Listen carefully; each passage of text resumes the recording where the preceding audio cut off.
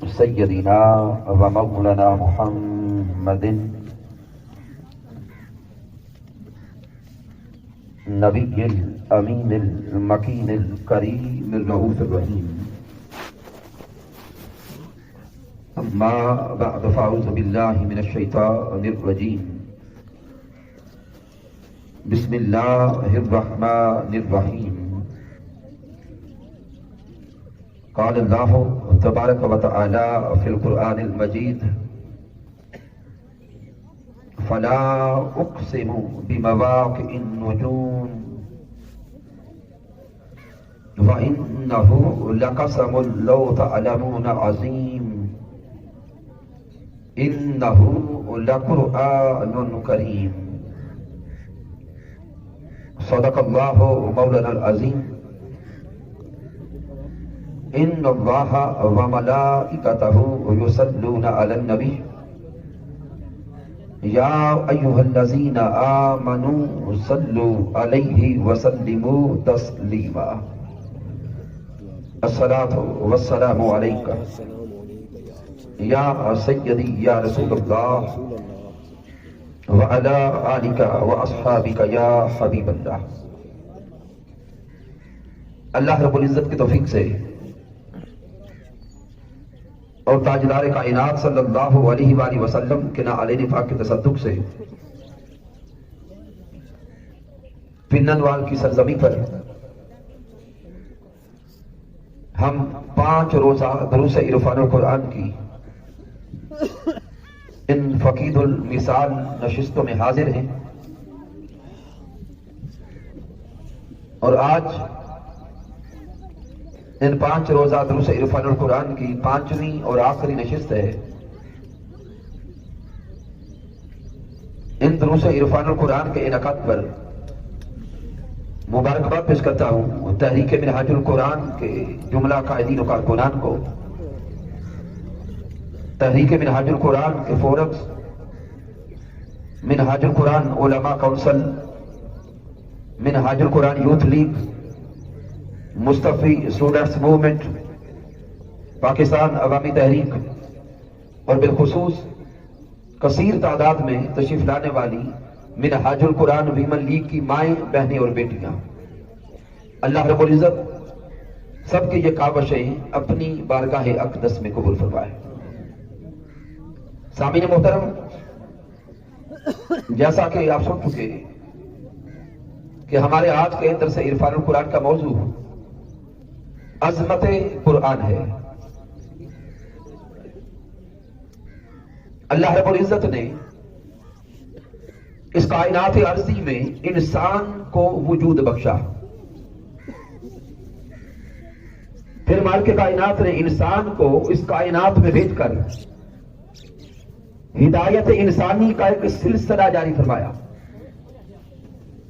اور ہدایت انسانی کے لیے اللہ رب العزت نے کم و بیش 1,24,000 انبیاء کرام مبعوث فرمائے، اور ان انبیاء کرام کو دستور حیات کے طور پر مالک کائنات نے صحائف بھی عطا فرمائے اور الہامی و آسمانی کتب بھی عطا فرمائے.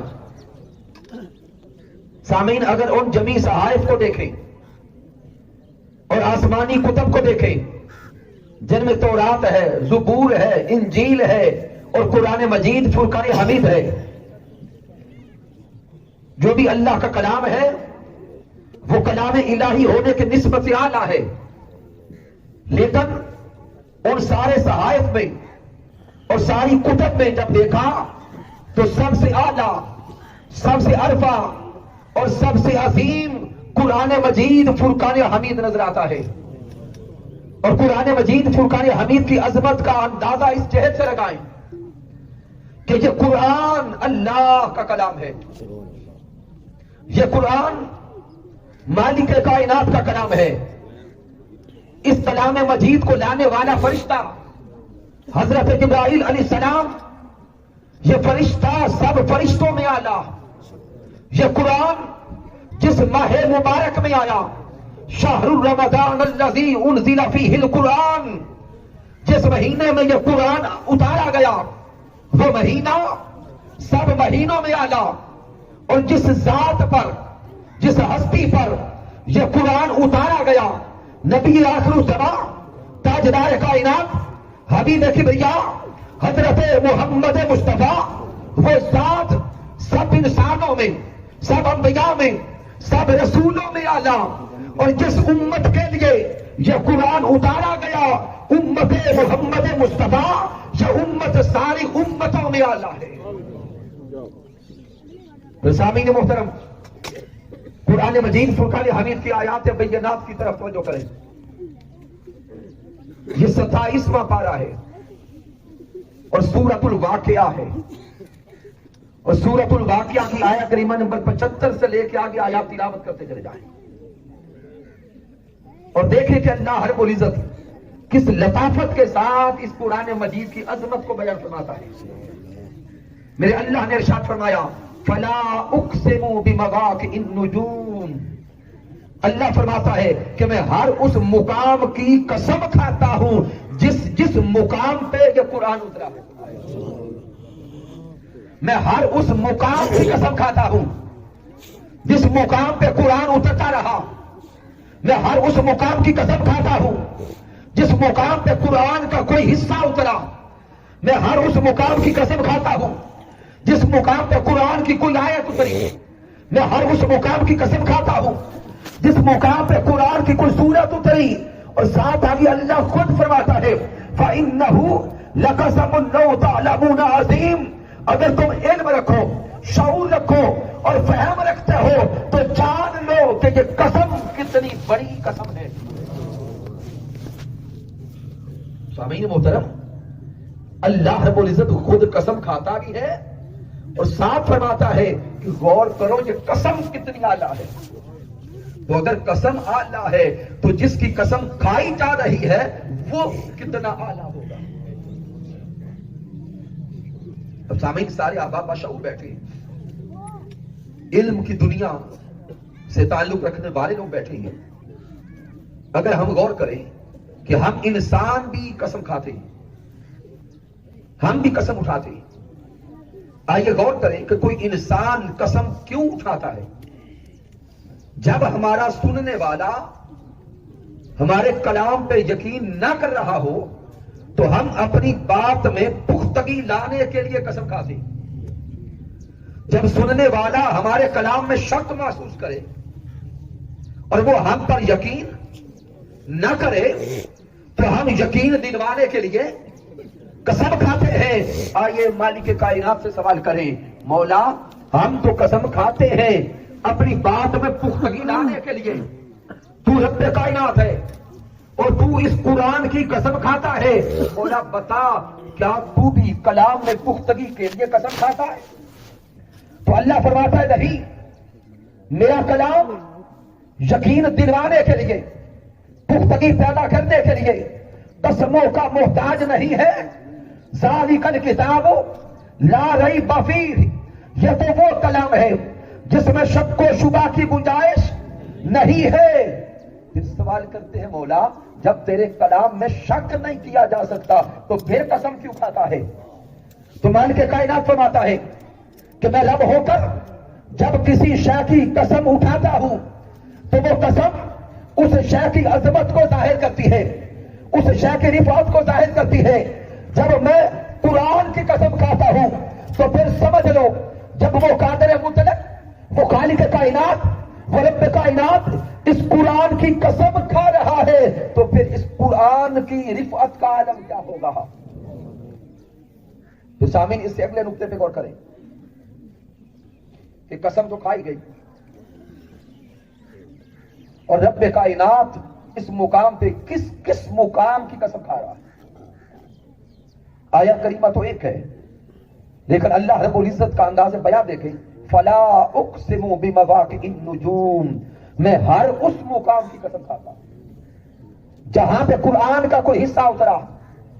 تو ائمہ علوم القرآن بیان کرتے ہیں کہ قرآن مجید فرقان حمید کی آیات اور سورتوں کو دو حصوں میں تقسیم کیا جاتا ہے۔ ہجرت مدینہ سے پہلے جو آیات اور سورتیں نازل ہوئی ان کو مکی سورتیں کہتے ہیں۔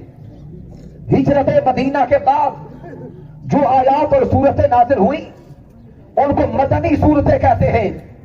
ارے جب تک میرے مصطفیٰ مکہ المکرمہ میں تھے تو قرآن کا نزول مکہ میں ہوتا رہا. جب میرے آقا مدینہ المنورہ تشریف لائے تو قرآن کا نزول مدینہ المنورہ میں ہوتا رہا.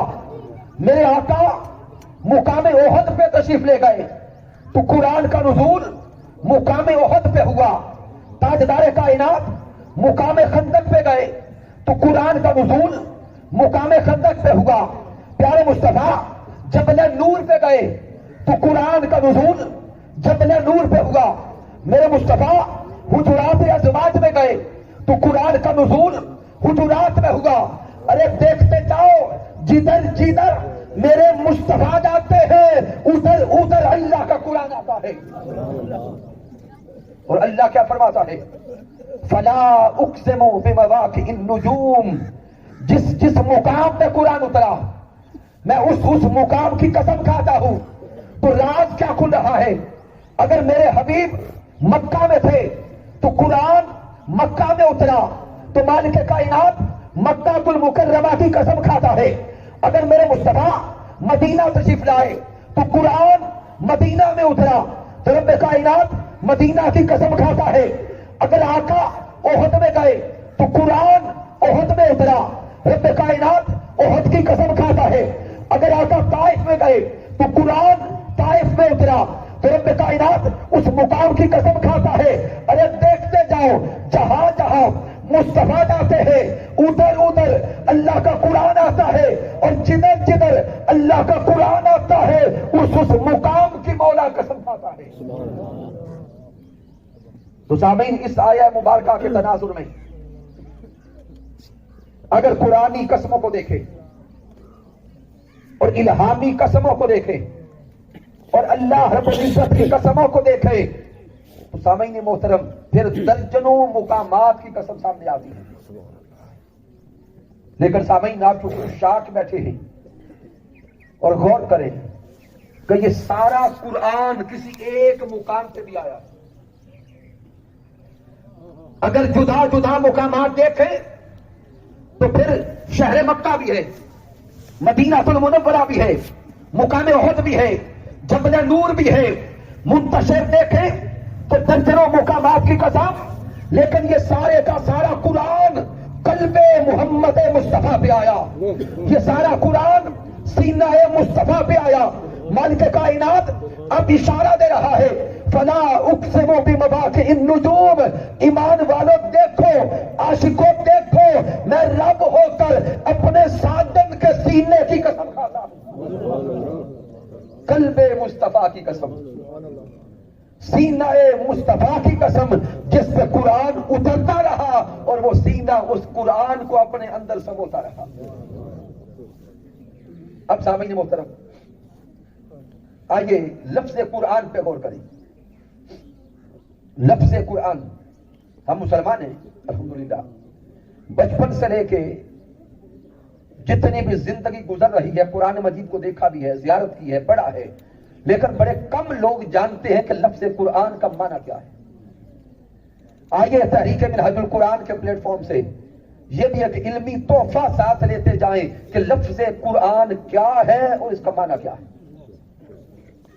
حضور شیخ الاسلام ڈاکٹر محمد طاہر القادری مدد ذلہ والی کی کتاب مناہج العرفان فی لفظ القرآن کا مطالعہ کریں. حضور شیخ الاسلام نے لفظ قرآن کے 4 مادہ اشتقاق بیان کیے. آج کی نشست میں اتنا وقت نہیں ہوگا کہ چاروں مادہ جات پہ گفتگو ہو سکے. میں صرف ایک مادہ اشتقاق آپ کے سامنے رکھتا ہوں. زندگی نے ساتھ دیا تو پھر کبھی آگے بات ہوگی یا حضور شیخ الاسلام کی کتاب پڑھتے جائیں. آپ لکھتے ہیں کہ لفظ قرآن کا پہلا مادہ اشتقاق ہے کارا آ. کیا ہے؟ اونچا بولیں گے. کارا آ جس کا معنی ہے جمع کرنا یا جمع ہونا. معنی کیا بنے گا؟ جمع کرنا یا جمع ہونا. اس مادہ سے جب لفظ قرآن بنے گا تو اس کا معنی یہ سامنے آئے گا کہ قرآن وہ عظیم کتاب ہے جس کے اندر کائنات کے سب علوم کو جمع کر دیا گیا. قرآن مجید وہ اعلیٰ کتاب، وہ عرفہ کتاب، وہ عظیم کتاب جس میں اللہ نے کائنات کے سب علوم جمع فرما دیے. اس کائنات کی ابتدا کا علم بھی اسی قرآن میں ہے، کائنات کے نشو و نما پانے کا علم بھی اسی قرآن میں ہے، تسخیر کائنات کا علم بھی اسی قرآن میں ہے، اور اس کائنات کی انتہا کا علم بھی اسی قرآن میں ہے. مالک کائنات سورۃ الانعام میں ارشاد فرماتا ہے وَلَا رَطْبٍ وَلَا يَابِسٍ إِلَّا فِي كِتَابٍ مُبِينٍ. اللہ فرماتا ہے کہ ہم نے اس کتاب مبین میں ہر خشک و تر شے کا علم جمع فرما دیا. ہر خشک و تر شے کا علم اس قرآن میں ہے. سامعین محترم، جب یہ آیا مبارکہ غیر مسلم سائنٹسٹ نے دیکھی، مستشرقین، معترضین اور ناقدین قرآن نے تلاوت کی، تو سامعین انہوں نے سوچا کہ معاذ اللہ ہمیں قرآن مجید پر اعتراض کرنے کا راستہ مل گیا کہ اللہ رب العزت نے فرمایا ہے کہ ہر خشک اور تر شے کا علم اس قرآن میں ہے. تو غیر مسلم سائنسدان اس آیہ مبارکہ کو لے کے تحقیق کرنے لگے، ریسرچ کرنے لگے. جب انہوں نے اپنی بساط کے مطابق ریسرچ کی، دنیا کی اشیاء کو دیکھا، دنیا کا وزٹ کرتے گئے، تو غیر مسلم محققین اور ریسرچرز اس نتیجے پر پہنچے. وہ نتیجہ سبمٹ کرتے ہیں کہ جب ہم نے دنیا کی اشیاء کو دیکھا، ریسرچ کی، تو جو چیز سامنے آئی، دنیا کی ہر شے یا تو خشک نظر آئی، دنیا کی ہر شے یا تر نظر آئی، یا ان دونوں چیزوں کا مرکب نظر آئی. تو وہ سائنسدان نتیجہ یہ اخذ کرتے ہیں کہ جب ساری دنیا کو دیکھا، اس میں ریسرچ کی، تجربات کیے، مشاہدات کیے، تو اس نتیجے پر پہنچے کہ لگتا ہے یہ کلام اسی کا ہے جس نے خود اس کائنات کو وجود بخشا ہے. اور اسی آیہ مبارکہ پہ تحقیق کر کے کتنے لوگ مسلمان ہو گئے. یہ تو وہ اعلیٰ قرآن جس میں اللہ نے کائنات کے سب علوم جمع فرما دیے. کئی آیات مبارکہ میں علم قرآن مجید کی طرف واضح اشارات موجود ہیں. چونکہ وقت کم ہے، ذہن میں سوال پیدا ہوگا کہ کتنے علوم ہمیں قرآن سے نصیب ہوں گے. تو حضرت عبداللہ ابن عباس رضی اللہ تعالیٰ عنہ کا قول دے رہا ہوں. عاشقوں اور قرآن مجید فرقان حمید سے محبت کرنے والوں، آؤ دیکھو کہ قرآن میں کیا ہے. حضرت عبداللہ ابن عباس رضی اللہ تعالیٰ عنہ فرماتے ہیں لو دعا لی اکان بعیر لوجدتہ فی کتاب اللہ. حضرت عبداللہ ابن عباس فرماتے ہیں کہ اگر میرے اونٹ کی رسی بھی گم ہو جاتی، ہائے ہائے ہائے، اگر میرے اونٹ کی رسی بھی گم ہو جاتی تو وہ اونٹ کی رسی تلاش کرنے کے لیے آپ فرماتے ہیں کہ میں گلیوں کے چکر نہیں لگاتا تھا. وہ اونٹ کی رسی تلاش کرنے کے لیے جنگلات کے پھیرے نہیں لگاتا. وہ اونٹ کی رسی تلاش کرنے کے لیے جانوروں کے پیچھے نہیں دوڑتا. اپنے گھر بیٹھ کر قرآن کھول کے بیٹھ جاتا. لوجدتہ فی کتاب اللہ. اللہ کا قرآن مجھے یہ بھی بتا دیتا ہے کہ اونٹ کی رسی کہاں ہے. سامعین غور کریں، یہ اونٹ کی رسی کا گم ہونا اشارہ دے رہے تھے کہ میری زندگی کی چھوٹی سے چھوٹی شے بھی گم ہو تو قرآن بتاتا ہے. اور یہ نجی زندگی کے معاملات ہیں. سامعین، اب اگر کوئی جوان، کوئی بیٹی، کوئی اسٹوڈنٹ یہ سوچے کہ ہمارے گھر میں تو قرآن درجنوں کی تعداد میں موجود ہے، ہمیں تو آج تک نہ کمپیوٹر سائنس کا علم ملا، نہ میڈیکل سائنس کا علم ملا، نہ نجی زندگی کے معاملات کی اس انداز سے خبر ہوئی، تو اگر کوئی یہ نتیجہ اخذ کرے کہ بس یہ علماء کی مبالغہ پہ مبنی باتیں ہیں، ہمیں قرآن سے ملتا تو ہے کچھ نہیں معاذ اللہ. تو سامعین محترم غور کریں اور تھوڑا اپنے من میں جھانک کے تھوڑا اندر اپنے آپ سے بات تو کریں کہ ہم نے قرآن سے رشتہ جوڑا کتنا ہے. ہم نے قرآن سے تعلق مضبوط کتنا کیا؟ ہم نے تو اس قرآن کو فقط ثواب کی کتاب سمجھ لیا. ہم نے قرآن مجید کو پڑھا ہے صرف ثواب اکٹھا کرنے کے لیے, صرف ثواب کمانے کے لیے. بھائی جائز بات ہے, قرآن کی تلاوت سے ثواب ملتا ہے, لیکن رب کائنات کی عزت کی قسم یہ قرآن صرف ثواب دینے کے لیے نہیں اترا. یہ قرآن صرف ثواب کی کتاب بن کے نہیں اترا. یہ قرآن تو زندگیاں بدلنے آیا ہے. یہ قرآن تو دستور حیات بن کے آیا.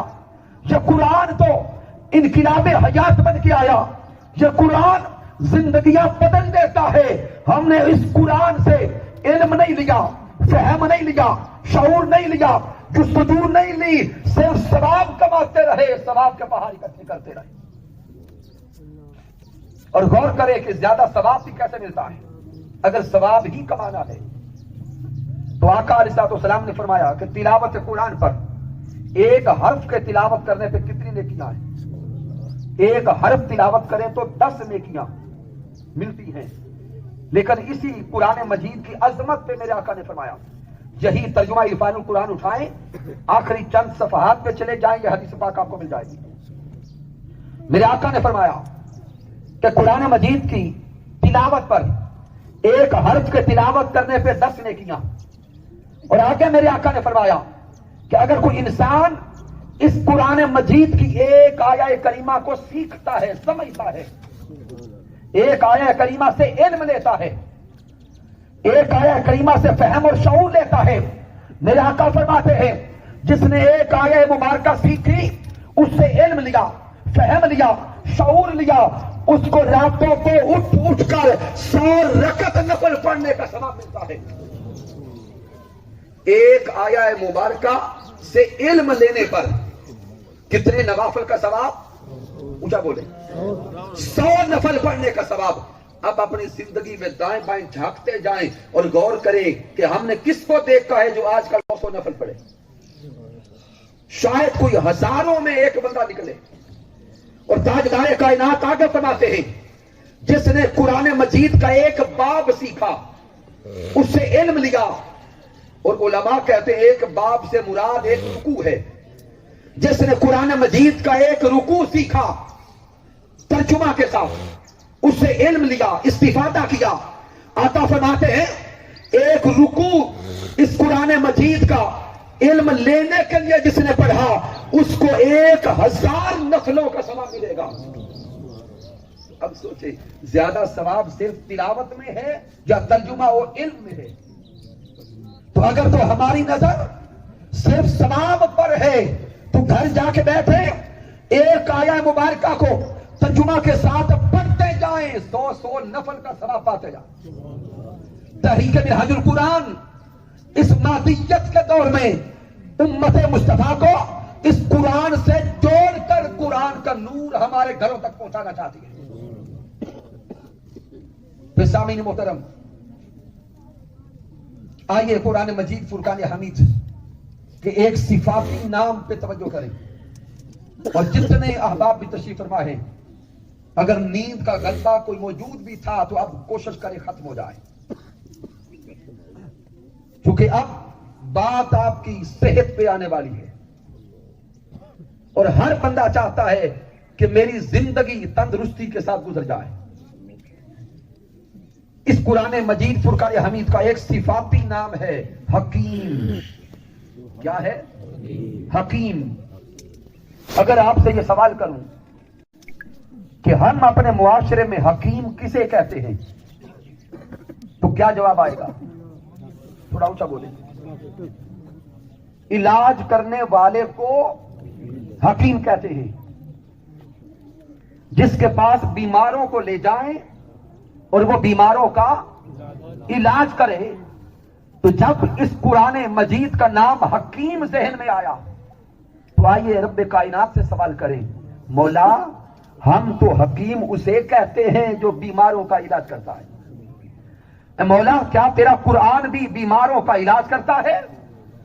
تو رب کائنات فرماتا ہے ہاں, وَنُنَزِّلُ مِنَ الْقُرْآنِ مَا هُوَ شِفَاءٌ وَرَحْمَةٌ، یہ قرآن بھی بیماروں کا علاج کرتا ہے۔ ارے بیماروں اگر صحت چاہتے ہو، بیماروں اگر تندرستی چاہتے ہو، بیماروں اگر شفا چاہتے ہو، آؤ اس قرآن سے جڑتے جاؤ، تمہیں رب کائنات کی بارگاہ سے یہ قرآن شفا لے کے دیتا جائے گا۔ اب انسان رب کائنات سے ایک اگلا سوال کرتا ہے، مولا بیماریاں تو کئی طرح کی ہیں، جسمانی بیماریاں ہیں، پھر قلبی بیماریاں ہیں، روحانی بیماریاں ہیں، مولا دنیا کا حکیم تو کسی ایک یا دو بیماریوں کا علاج کرتا ہے، کوئی دنیا کا حکیم کسی ایک بیماری کا اسپیشلسٹ؟ مولا بیماریاں تو کئی طرح کی، اب یہ بتانا تیرا قرآن کس بیماری کا علاج کرتا ہے؟ کس بیماری کو لے کے تیرے قرآن کے پاس جائیں؟ تو مالک کائنات کا جواب آتا ہے، سوال کرنے والوں یہ قرآن الحکیم بھی مطلق ہے، یہ قرآن الشفا بھی مطلق ہے، یہ قرآن الرحمہ بھی مطلق ہے۔ اس قرآن کے قریب آتے جاؤ، بیماری جیسی بھی ہوگی شفا ملتی جائے گی۔ جسمانی بیماریوں کا علاج اس قرآن کے پاس ہے، قلبی بیماریوں کا علاج اس قرآن کے پاس ہے، روحانی بیماریوں کا علاج اس قرآن کے پاس ہے، اخلاقی بیماریوں کا علاج اس قرآن کے پاس ہے، معاشی بیماریوں کا علاج اس قرآن کے پاس ہے، معاشرتی بیماریوں کا علاج اس قرآن کے پاس ہے، سیاسی بیماریوں کا علاج اس قرآن کے پاس ہے۔ ارے بیماروں بیماری جیسی بھی ہے، قرآن سے رشتہ جوڑتے جاؤ، رب کائنات کی بارگاہ سے شفا ملتی جائے گی، شفا نصیب ہوتی چلی جائے گی۔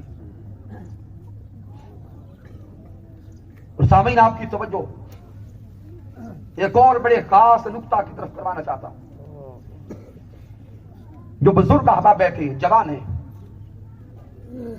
اگر آج سے 20-30 سال پہلے کا دور اپنے ذہن میں لائیں، اور جو بیماریاں آج ہمیں نظر آتی ہیں کہ گھر میں جتنے فرد ہیں شاید اتنی بیماریاں ہیں، تو آج جو بڑی بڑی بیماریوں کے نام نظر آتے ہیں، کیا آج سے 20-30 سال پہلے یہ بیماریاں تھیں؟ اونچا بولیں گے، نہیں تھی۔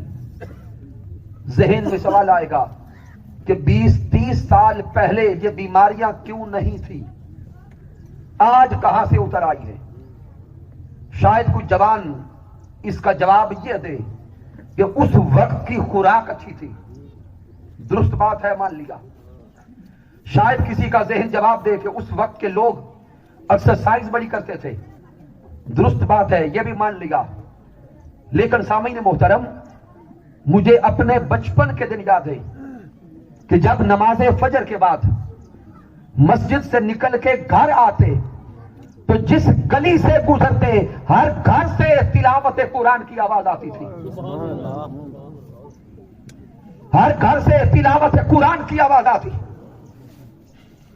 ہر گھر تلاوت قرآن کی آواز سے گونج رہا ہوتا، گھر کی دیواریں تلاوت قرآن سن کے معطر ہوتی۔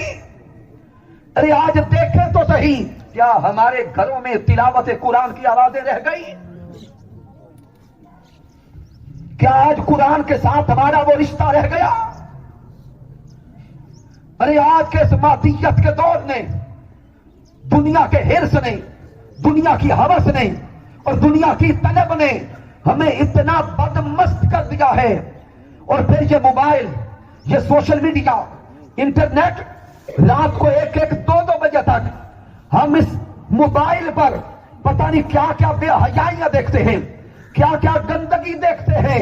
جب رات 1-2 بجے سوئیں گے، صبح نہ نماز فجر یاد رہے گی نہ تلاوت قرآن یاد رہے گی۔ ہم دنیا کے حرص و ہوس میں اتنے پھنس گئے کہ قرآن بھی بھول گئے، قرآن والے مولا کو بھی بھول گئے، وہ رشتہ بھی بھول گئے۔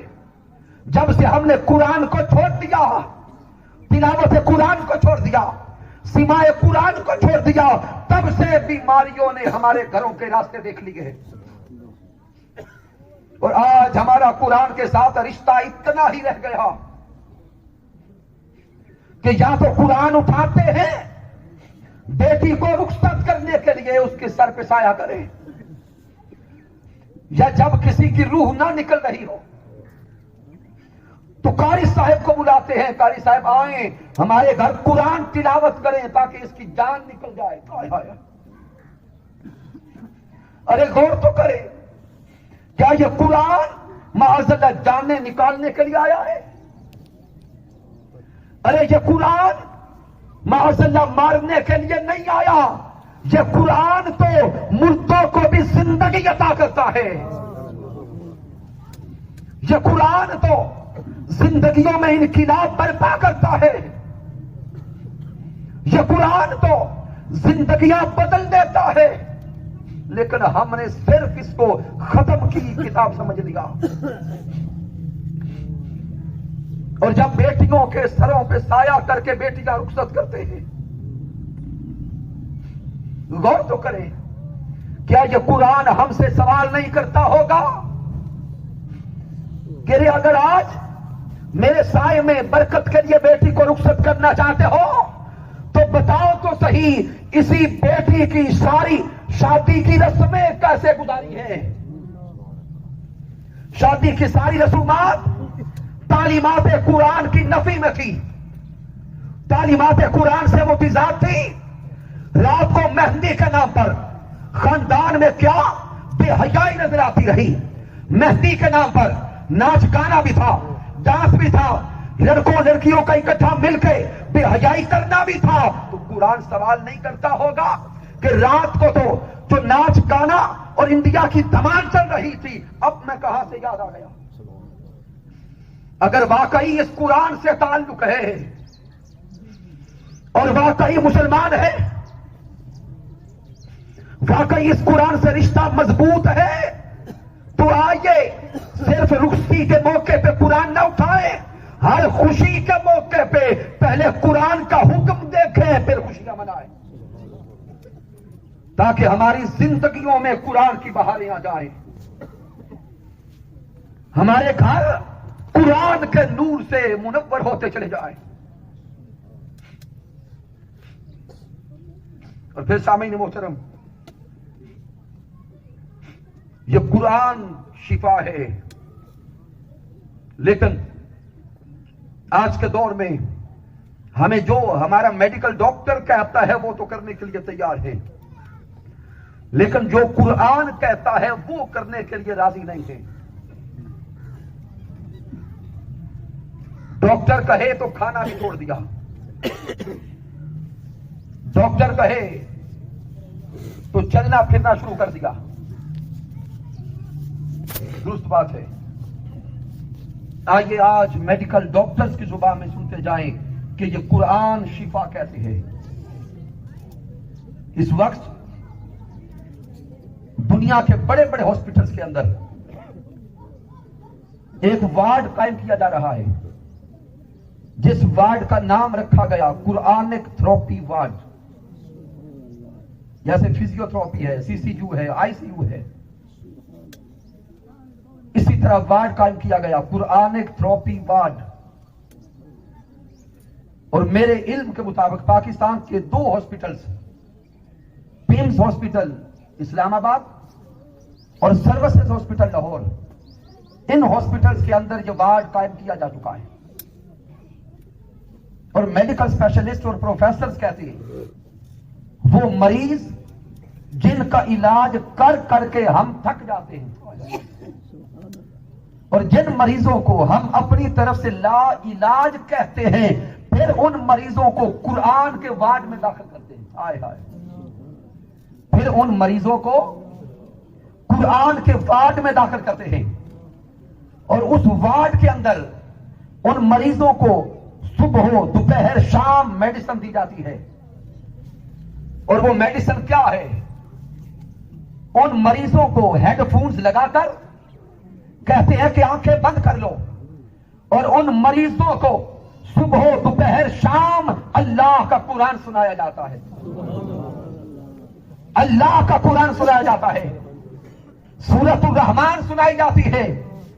اور میڈیکل اسپیشلسٹ کہتے ہیں وہ مریض جن کا علاج ہم نے مہینوں کیا، سالوں کیا، شفا نہ ملی، وہ مریض جن پہ دنیا کی دوائی نے کام کرنا چھوڑ دیا، ان کو شفا ملی ہے تو اللہ کے قرآن سے ملی ہے، ان کو شفا ملی ہے تو تلاوت قرآن سے ملی ہے، ان کو شفا ملی ہے تو سماع قرآن سے ملی ہے۔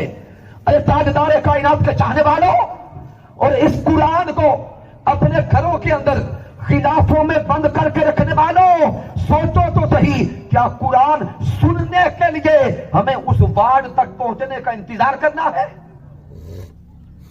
کیا ہم اس انتظار میں ہیں کہ بڑی بڑی بیماریاں لگ جائیں اور ڈاکٹر اٹھا کے لے جائیں اور تب قرآن سنیں گے؟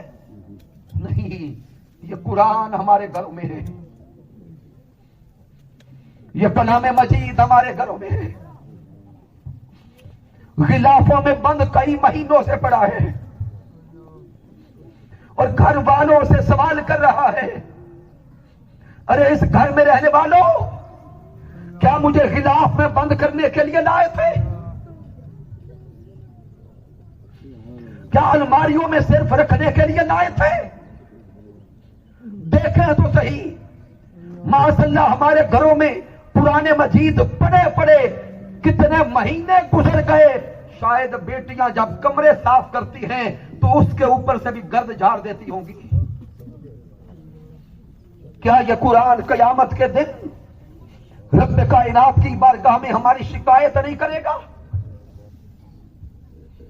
اگر یوم قیامت اس قرآن کی شفاعت چاہتے ہیں اور اس دنیا میں صحت و تندرستی چاہتے ہیں، آؤ اس قرآن کو کھول کے پڑھتے چلے جاؤ، زندگی بدلتی جائے گی۔ اور سماع قرآن سے زندگیاں بدل جاتی ہیں، تلاوت قرآن سے زندگیاں بدل جاتی ہیں، ہر بیماری کا علاج اس قرآن میں ہے۔ اب سامعین محترم اختتام کی طرف آتے ہوئے ایک بڑے اہم واقعہ کی طرف آپ کی توجہ دلواتا ہوں کہ قلبی اور روحانی بیماریوں کا علاج اس قرآن میں کیسے ہے۔ ایک عظیم ولی کامل حضرت فضیل ابن عیاض رحمت اللہ تعالی علیہ، آپ کی زندگی قرآن نے بدل دی، آپ کی زندگی میں قرآن نے انقلاب برپا کر دیا۔ حضرت فضیل ابن عیاض رحمت اللہ تعالی علیہ ولایت سے پہلے ڈاکہ زنی کیا کرتے۔ ایک رات ایک جنگل میں آپ نے ایک قافلے والوں کو لوٹا، اور اس قافلے میں ایک بچہ حافظ قرآن تھا، اور وہ اپنی سواری پہ بیٹھ کے قرآن کی تلاوت کر رہا تھا۔ حضرت فضیل ابن عیاض رحمت اللہ تعالی علیہ جب اس بچے کے قریب گئے تو وہ ان آیات کی تلاوت کر رہا تھا، الم یعن للذین آمنوا ان تخشع قلوبهم لذکر اللہ۔ کیا ایمان والوں پر ابھی وہ وقت نہیں آیا کہ ان کے دل اللہ کے خوف سے لرز اٹھے؟ کیا ایمان والوں پر ابھی وہ لمحہ نہیں آیا کہ ان کے دل اللہ کے خوف سے لرز اٹھے؟ کیا ایمان والوں پر ابھی وہ لمحہ نہیں آیا کہ ان پہ اللہ کا خوف طاری ہو جائے؟ حضرت فضیل ابن عیاض نے جب قرآن مجید سنا، اس آیہ مبارکہ کو سنتے گئے، رونگٹے کھڑے ہو گئے، جسم پہ کٹکٹی طاری ہو گئی، غشی طاری ہو گئی، چیخ مار کے کہتے ہیں مولا فضیل ابن عیاض پہ یہ وقت آ گیا، فضیل ابن عیاض پہ یہ وقت آ گیا۔ فوراً ڈاکہ زنی سے توبہ کر لی، دل نے قرآن مجید و کلام مجید نے دل پہ ایسا اثر ڈالا، تلاوت قرآن نے من کی کیفیت کو بدل دیا، کلام مجید نے دل کے حال کو بدل دیا. تو یہ قرآن وہ اعلیٰ، وہ عرفہ، وہ عظیم کتاب ہے جو من میں اترتی چلی جاتی ہے، من میں اترتی چلی جاتی ہے. حضرت فضیل ابن عیاض نے ڈاکہ زنی چھوڑ دی، چہرے پہ نقاب ڈالا، ایک غار میں جا کے بیٹھے، ساری رات گریہ و زاری کرتے رہے، رب کی بارگاہ میں روتے رہے. اس غار میں ایک قافلے والے بیٹھے تھے جو رات کے گزرنے کا انتظار کر رہے تھے. جب اذان فجر کا وقت ہوا تو جو قافلے والے اندر غار میں بیٹھے تھے ان کا ایک شخص بول کے کہتا ہے کہ اذان فجر ہو گئی، اٹھو سفر شروع کریں. اسی قافلے کا ایک دوسرا شخص بولا، کہتا ہے کہ ابھی سورج نہیں نکلا، اندھیرا باقی ہے، اگر یہاں سے نکلے تو اس جنگل میں فضیل ابن عیاض ڈاکو رہتا ہے، وہ لوٹ لے گا. ارے انہیں کیا خبر تھی کہ ساری رات سے پیچھے بیٹھ کر جو آہوزاری کر رہا ہے، ساری رات سے جو پیچھے بیٹھ کر گریہ زاری کر رہا ہے، وہی فضیل ابن عیاض ہے. جب حضرت فضیل ابن عیاض نے قافلے والوں کی زبان پہ اپنا نام سنا، دل شکستہ تو پہلے تھا، خشیت تو پہلے تاری تھی. ان کے جملے تیر بن کے دل میں لگے، ایک ہی بار پھر چیخ نکلی، سسکی لے کے کہتے ہیں، قافلے والوں اٹھو، اپنا سفر شروع کر دو، فضیل تمہیں کیا لوٹے گا، آج فضیل تو خود لٹ چکا ہے، آج فضیل خود لٹ چکا ہے. تو یہ قرآن مجید کا اثر تھا، یہ قرآن مجید فرقان حمید کی اثر انگیزی تھی کہ ایک لمحے نے زندگی بدل کے رکھ دی. کیا ہمارے دل اتنے سخت ہو گئے کہ قرآن سن کے بھی دلوں میں تبدیلی نہیں آتی؟ کیا ہمارے دل پتھروں سے بھی بڑے پتھر ہو گئے کہ قرآن سن کے بھی دل میں حرکت نہیں آتی؟ قرآن سن کے بھی زندگی کے دن نہیں بدلتے؟ اور دعویٰ دوسری طرف عشق مصطفیٰ کا، دعویٰ غلامی مصطفیٰ کا درست ہے، لیکن یہ دعویٰ کیسے کام آئے گا کہ نہ نمازیں رہی نہ تلاوت قرآن رہی. تحریک منہج القرآن انسانوں کا، مسلمانوں کا اور ایمان والوں کا رشتہ پھر اس قرآن سے مضبوط کرنا چاہتے ہیں. اور سامعین محترم، چونکہ آج کی آخری نشست ہے، اس لیے آج اختتام پہ آپ کو ایک سچائی بتا جاؤں. 5 دن ہو گئے،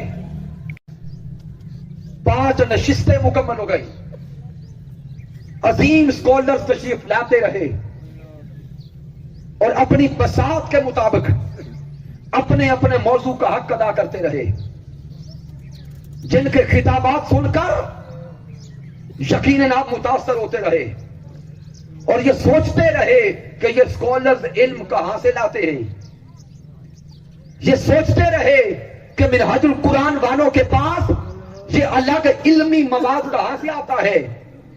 آج اس حقیقت کو سمجھتے جائیں، اللہ کی عزت کی قسم، جو بھی اسکالر مرکز سے منہج القرآن سے آتا ہے، 5 نہیں سینکڑوں بھی آ جائیں، ہزاروں بھی آ جائیں، علم الگ الگ نصیب ہوتا رہے گا، لیکن ان ہزاروں اسکالرز کے پاس ایک لفظ بھی ان کا اپنا نہیں ہوگا.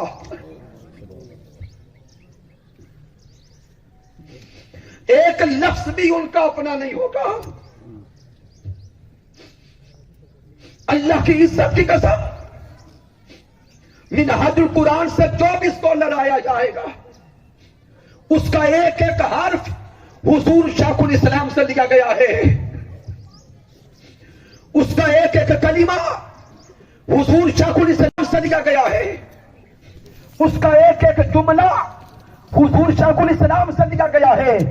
ना लफ्ज अपना, ना हमारा जुमला अपना, ना हमारा अंदाज अपना, ना हमारा उठना बैठना अपना, ना हमारा बोलना चालना अपना। अरे ये लफ्ज भी हुजूर शाकुल इस्लाम के हैं, ये कलिमात भी हुजूर शाकुल इस्लाम के हैं, ये अंदाज भी हुजूर शाकुल इस्लाम के हैं, ये इल्म भी हुजूर शाकुल इस्लाम का है, ये तहकीक भी हुजूर शाकुल इस्लाम की है।